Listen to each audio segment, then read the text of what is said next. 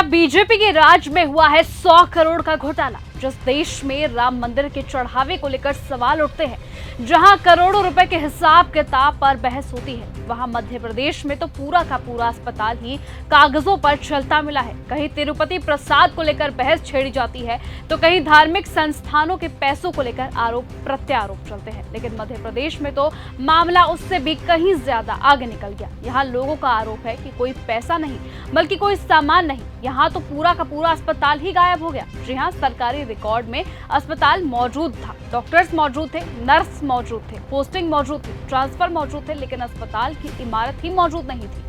और वो क्यों, बताएंगे आपको आज की इस पूरी खबर में। नमस्कार, आप देख रहे हैं न्यूज गंगा और मैं हूं आपके साथ निशा भारद्वाज। मध्य प्रदेश के इंदौर के खजराना में 100 बेड का सिविल अस्पताल साल 2020 में मंजूर हुआ था। 87 पद भी स्वीकृत किए गए थे, लेकिन 6 साल बाद भी अस्पताल की ईंट तक नहीं रखी गई। सरकार ये कहती है कि जमीन नहीं चली, लेकिन जनता सोशल मीडिया पर ये पूछती है कि जब जमीन ही नहीं थी तो फिर अस्पताल पहले कागजों में कैसे खड़ा हो गया? आखिरकार किस अस्पताल के नाम पर पोस्टिंग हो रही थी, किस अस्पताल के नाम पर ट्रांसफर किए जा रहे थे, और 6 साल तक इस पूरे मामले की जिम्मेदारी किसकी थी? जनता कह रही है कि अब जवाब दो, आखिरकार अस्पताल उन्हें कब मिलेगा, जिम्मेदार कौन है, और क्या 6 साल तक सिर्फ कागजों में अस्पताल चलाने वालों पर कोई कार्रवाई होगी या नहीं? क्योंकि सवाल सिर्फ एक अस्पताल का नहीं, सवाल उस सिस्टम का है जिसमें कभी योजनाएं जमीन पर नहीं दिखती, लेकिन सरकारी रिकॉर्ड में सब कुछ परफेक्ट दिखाई देता है। सोशल मीडिया पर अब लोगों का गुस्सा खुलकर सामने आने लगा है। लोग पूछ रहे हैं कि सवाल यह है कि आखिरकार 6 सालों तक अस्पताल के नाम पर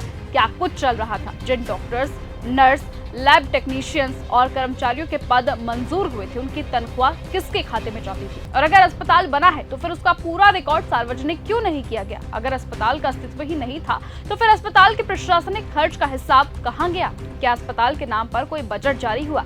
क्या बिजली, पानी, रखरखाव या फिर अन्य मुद्दों पर कोई खर्च दिखाया? क्या उन कर्मचारियों ने कहीं और काम किया है? और अगर 6 सालों तक अस्पताल सिर्फ कागजों में चलता रहा तो फिर इसकी जिम्मेदारी कौन लेगा? जनता कहना चाहती है कि उन्हें अब बहाने नहीं, बल्कि अस्पताल चाहिए, गरीब मरीजों को इलाज चाहिए, लंबी लाइनों से राहत चाहिए।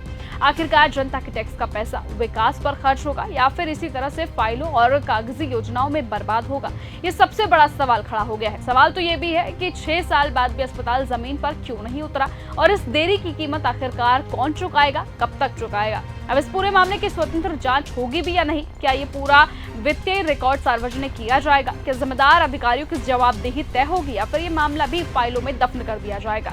ये आने वाला वक्त बताएगा, क्योंकि फिलहाल जनता को अब सिर्फ अस्पताल नहीं चाहिए, जनता को अब अपने पैसे का हिसाब भी चाहिए। जनता सोशल मीडिया पर ये पूछ रही है कि आखिरकार 6 सालों तक फाइलों में जनता इस अस्पताल का पूरा ऑडिट क्यों नहीं कराया गया? क्योंकि अगर अस्पताल जमीन पर नहीं था तो फिर जनता ये जानना चाहती है कि अस्पताल के नाम पर चलाने वाली पूरी व्यवस्था आखिरकार कौन चला रहा था। फिलहाल इस खबर पर आप सभी की क्या कुछ राय है? अपनी राय कमेंट करके जरूर बताइएगा। आज की इस खबर में सिर्फ इतना ही। देश और दुनिया की तमाम बाकी खबरों के साथ ऐसे ही जुड़े रहने के लिए आप बने रहिए और देखते रहिए न्यूज गंगा। और अगर आप भी इस बात से सहमत है कि बीजेपी राज का सबसे बड़ा घोटाला है तो अपनी राय जरूर दीजिएगा। नमस्कार। अगर आपको ये हमारा वीडियो पसंद आया हो तो इसे लाइक और शेयर करना बिल्कुल न भूलें। साथ ही हमारे चैनल न्यूज गंगा को सब्सक्राइब और फॉलो जरूर करें, ताकि देश और दुनिया की हर बड़ी खबर आप तक सबसे पहले पहुंचे।